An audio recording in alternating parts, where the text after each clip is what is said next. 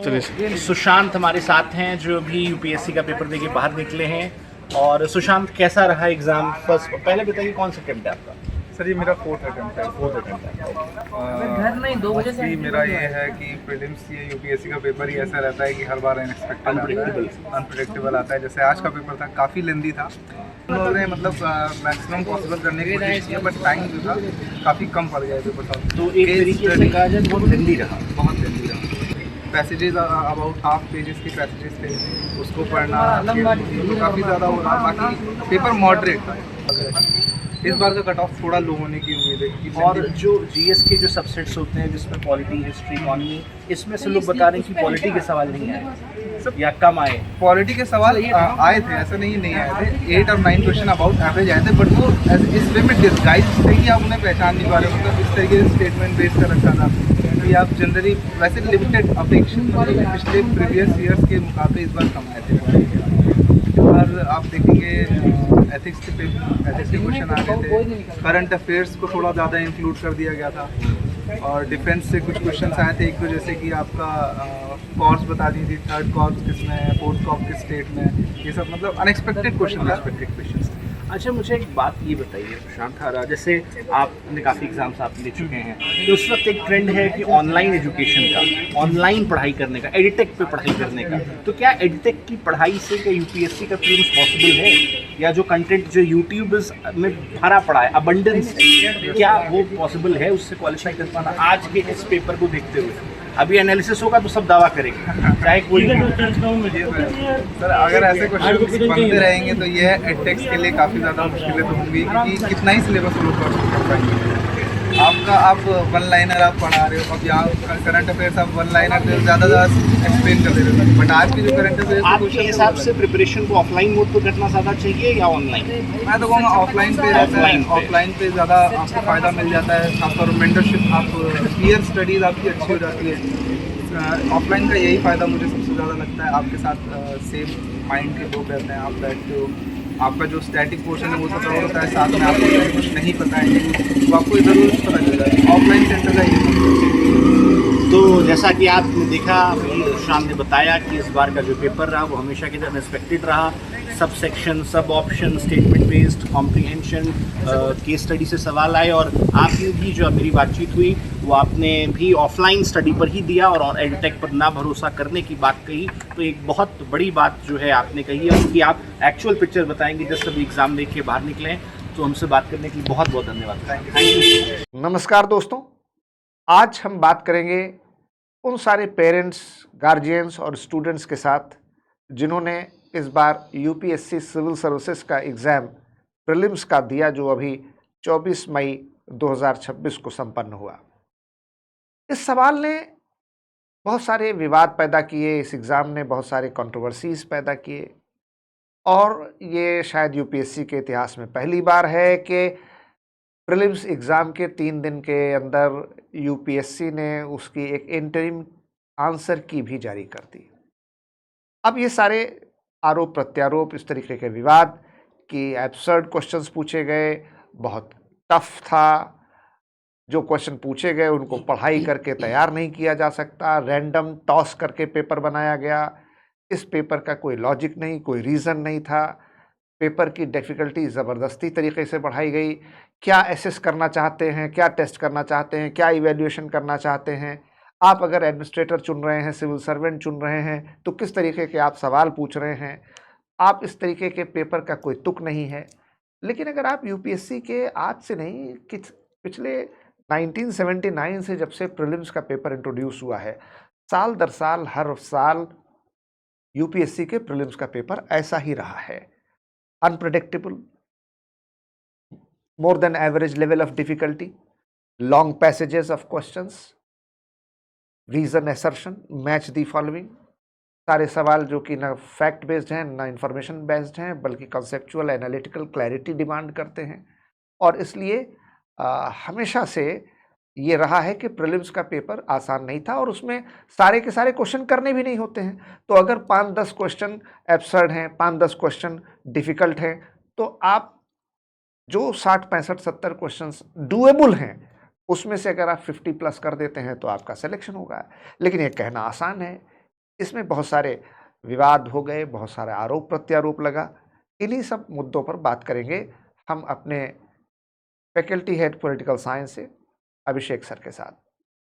अभिषेक, ये पूरी कंट्रोवर्सी पिछले कई दिनों से चल रही है। 24 मई जब से एग्जाम हुआ है तब से यूट्यूब, सोशल मीडिया प्लेटफॉर्म सब भरे पड़े हैं। बहुत कंडेम, क्रिटिसिज्म, कंट्रोवर्सी हो रही है। आपका क्या टेक है? कैसा पेपर था और क्या हुआ? और दरअसल क्यों इस बार इतना ज्यादा पॉपुलर कंट्रोवर्सी देखने को मिल रही है?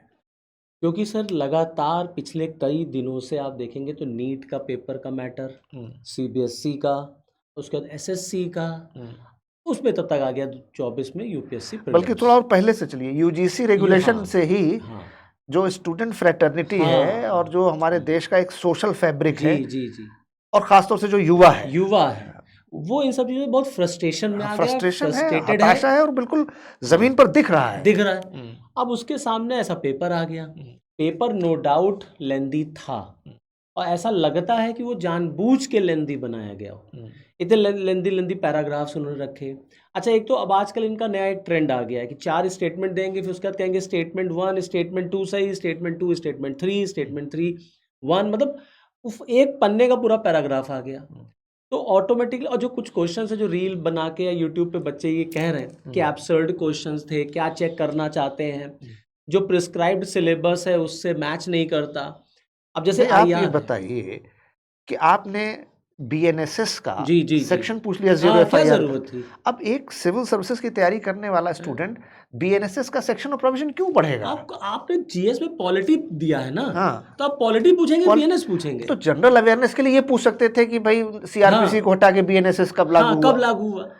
फिर दूसरा आपने पूछा कि वो जो नोबेल लॉरिएट थे उनका कंट्रीब्यूशन क्या है, फील्ड क्या है, सब्जेक्ट क्या है। ये नहीं, वो पैदा कहाँ हुए और उनको काम उन्होंने कहाँ किया, ये फिर वो ग्रैंड स्लैम वाला एक क्वेश्चन था। मतलब क्वेश्चन थे 4-5 जो बड़े कंट्रोवर्शियल और डिबेटेबल। नोबेल लॉरिएट्स थे, वो कहाँ पैदा हुआ, उससे हमसे क्या लेना देना है? आप उनका contribution, student should know this. हाँ, वही बात है ना। आप जैसा आपने अपने ओपनिंग रिमार्क में ही कहा, बच्चों के अंदर गुस्सा इसी बात को लेके है कि आप एक एडमिनिस्ट्रेटर की तलाश कर रहे हैं और आपने जो जीएस हमसे कहा है पढ़ने के लिए, उसमें आपने कहा है कि आप स्टूडेंट शुड बी अवेयर। तो अवेयर का मतलब क्या है?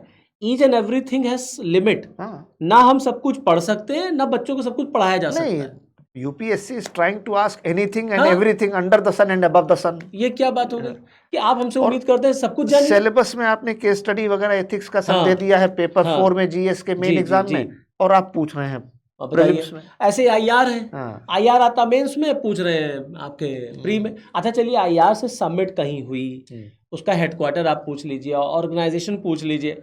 अब आप उसमें बिम्स्टेक के जितने भी इंडिया के उसमें जो बिम्स्टेक के चलते हैं इंस्टीट्यूट्स, अब आप उनके बारे में पूछ ले रहे हैं। मतलब आपने जबरदस्ती पेपर को टफ बनाने की कोशिश की है। और आर्मी के कोर कमांडर्स के हेडक्वार्टर पूछे, मतलब भाई आप एयरफोर्स के, नेवी के, आर्मी के हमारे कमांडिंग हेडक्वार्टर्स कहाँ हैं? ये तो ठीक है, ये तो ठीक है। कोर कमांडर्स ये भी ठीक है, रैंक पूछ देते, ये भी ठीक है कि लेफ्टिनेंट को आप रैंकिंग करिए पूरा, वो भी ठीक है। ये क्या जीरो, वो आया था ना 3 कॉप, 33 कॉप्स और सब तो मतलब कहने मतलब ये है, एक बच्चा कितना पढ़े और क्या क्या पढ़े। दरअसल यूपीएससी को टारगेट पे यूपीएससी की कोचिंग इंस्टीट्यूट्स हैं, तो उनको ये है कि तू डाल मैं पात हम भाई, मेरा एक बात स्पष्ट मानना है कि बिल्कुल कोचिंग इंस्टीट्यूट नहीं होना चाहिए, लेकिन इसके लिए गवर्नमेंट को अपने एजुकेशन सिस्टम को सुधारना होगा। बिल्कुल सही करिए। सवाल यह है, आपने तो यूपीएससी ने तय किया है ना, ग्रेजुएट इन एनी डिसिप्लिन। क्या हमारे देश के यूनिवर्सिटीज, कॉलेजेस में पास होने वाला ग्रेजुएट, उसका लेवल ऑफ स्टडी, उसका टाइप ऑफ एग्जामिनेशन, उसका सिलेबस, उसका कंटेंट, उसकी तैयारी, जिस तरीके का एग्जाम है और जिस तरह से होना चाहिए, वो ग्रेजुएशन करने के बाद यूपीएससी का प्री क्या, अगर आप एमए पीएचडी हैं हिस्ट्री में तो भी आप नहीं कर सकते। तो आप एजुकेशन सिस्टम को नहीं सुधारेंगे और आप इलाज कहीं और कर रहे हैं, बीमारी कहीं और है। नकल आधारित एजुकेशन सिस्टम है हमारे यहाँ। नीट का पेपर देख लीजिए क्या हालत हुई, एसएससी जीडी का पेपर देख लीजिए कैंसिल हो गया, आरओ के पेपर पे रोक लग गई, इतनी धांधली, इतना भ्रष्टाचार भरा पड़ा है। लगभग हर पेपर लीक होता है, हर पेपर में कुछ ना कुछ प्रॉब्लम्स आती हैं, हर पेपर का रिजल्ट रुकता है। और हमारे यहाँ मतलब सीबीएसई, यूजीसी से लेकर के अभी नीट एग्जाम था, वो कह रहे पेपर लीक नहीं हुआ है, हाँ। केवल 4-5-6 क्वेश्चन बाहर आ गए थे। तो लीक क्या होता है फिर?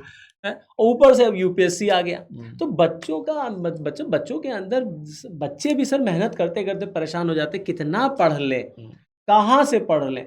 आपने जो कहा है कि आप एनसीईआरटी पढ़ लीजिए, न्यूज़पेपर पढ़ लीजिए, अब न्यूज़पेपर पढ़ने बैठिए वो सारे क्वेश्चन आपको दिखते ही नहीं है। बच्चे कहते कहाँ से आ गया ये क्वेश्चन। अच्छा, इतना सारा मैटर है सर, कहाँ से अच्छा पढ़ भी ले, याद कैसे होगा? तो इसी पेपर को सर ठीक से बनाया जा सकता है, हाँ बिल्कुल बनाया जा सकता है, और टफ भी बनाया जा सकता था। हाँ बिल्कुल और बिल्कुल। अच्छा सा पेपर बनाया जा सकता था, बच्चे नाराज भी नहीं होते, यूपीएससी की बदनामी ना होती। देखिए, अगर पेपर टफ है तो बच्चा मेहनत करके और ज्यादा मेहनत हाँ, करके और ज्यादा मेहनत हाँ, करके उसको हाँ, सुधार सकता है। सर, लेकिन अगर पेपर इलॉजिकल और एब्सर्ड है तो आप कुछ भी मेहनत कर लीजिए, कुछ सर भी। दुनिया में सबसे आसान है प्रश्न पूछना। हाँ। कुछ भी पूछिए, प्रश्न पूछिए। लेकिन अब आप जब कहते हैं कि भाई इतने बड़े लेवल पे आप एग्जाम करा रहे हैं, इतने प्रेस्टिजियस जॉब का, तो कम से कम उसका कुछ तो आप लेवल रखिए कि हमने क्वेश्चन हिस्ट्री से पूछा, ज्योग्राफी से पूछा, पॉलिटी में कह रहे हैं पॉलिटी पूछेंगे, पूछ रहे हैं बीएनएस। तो कैसे काम चलेगा? अब बच्चा पॉलिटी पढ़ेगी, बीएनएस बैठ के पढ़ेगा। अच्छा, कहीं ना कहीं से फिर आप उसको जोड़ी देंगे, देखो ये करंट में था तो मैंने इसीलिए पूछ दिया। अरे आप 0 FIR ही पूछ देते। अच्छा, हाँ, क्या होता क्या है? होता है? अब 0 FIR के सेक्शन और प्रोविजंस के बारे में आपने है? पूछा। एक मतलब क्रिमिनल प्रैक्टिसिंग लॉयर भी उसको जल्दी बता नहीं कर सकता। पाएगा। तो फिर एक बच्चे के लिए आप जबरदस्ती, जो आपने अपने ओपनिंग रिमार्क में कहा कि टॉस करो हाँ। और जहां सिक्का जो आ जाए उसी को टिक कर दो, तो गैसवर चलाओ बैठा करके, अक्कड़ बक्कड़ खेलो और जो आ जाए उसी को टिक कर दीजिए। आपकी ये पेपर मेहनत से नहीं हो सकता, मेहनत से नहीं हो सकता, ये किस्मत से हो सकता है। किस्मत से हो सकता है। तो मतलब आप पेपर को टफ बनाइए, लेकिन paper should be more rational, है ना। और जो आपका प्रिस्क्राइब सिलेबस है कि भैया हम हिस्ट्री, ज्योग्राफी, एक तो पॉलिटी से सिलेबस ही पूछेंगे, प्रिस्क्राइब नहीं है। नहीं है। आपने लिख दिया एंशिएंट हिस्ट्री ऑफ हाँ इंडिया, बस, ये हाँ। कौन सा सिलेबस कौन हुआ? सिलेबस है? अनडिफाइंड सिलेबस है, स्ट्रक्चर्ड नहीं है, कुछ नहीं है। सब प्री का तो कोई सिलेबस ही नहीं है। History, geography, polity, economy, science, current affairs, ये सब चीजें हैं, एनवायरनमेंट है, टेक्नोलॉजी है, सब कुछ इतना वास्ट है सर, आप कहीं से कुछ भी पूछ लीजिए। तो आपको इस सिलेबस को भी अपने प्रिस्क्राइब करना पड़ेगा कि भैया यही टॉपिक है, हम इन्हीं से पूछेंगे। जो आपने कहा कि एंशिएंट है, अब एंशिएंट में बताओ तो, अब आप एंशिएंट खुद ही इतना अपनी बड़ा, हिस्ट्री से लेकर के, हाँ, और एंशिएंट हिस्ट्री का कितना बड़ा कितना एरिया बड़ा है। एरिया है। फिर एंशिएंट है, मेडुअल है, मॉडर्न है, और फिर मेंस में आ जाइए, मेंस में भी ऐसे ही है सर, क्वेश्चन पूछने लग जाएंगे तो पता नहीं क्या क्या क्वेश्चन पूछ देते हैं। हाँ, आपने तो खाली इंटरनल सिक्योरिटी लिख बस, दिया। हाँ। अब ये कौन सा ये टॉपिक हो गया सिलेबस का कि वही, इसलिए बच्चे नाराज हैं। और पेपर नो डाउट उसमें लेंदी था, टाइम टेकिंग था, कि जो है इतना जबरदस्ती, इतना लेंदी पेपर बनाने की क्या जरूरत थी। यानी बच्चों की नाराजगी बिल्कुल बिल्कुल जायज है, जायज है।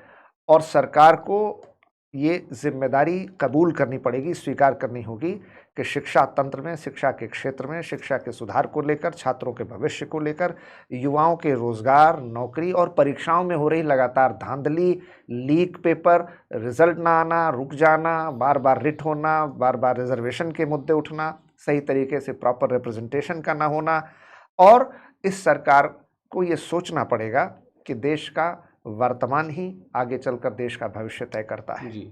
और इसलिए मुझे लगता है कि ये गंभीरता से सरकार को लेना चाहिए और दोषी अधिकारियों और दोषी लोगों के विरुद्ध सख्त से सख्त कानूनी कार्रवाई होनी ही चाहिए। देखते रहिए वैद ICS लखनऊ का चैनल, जुड़े रहिए हमारे साथ।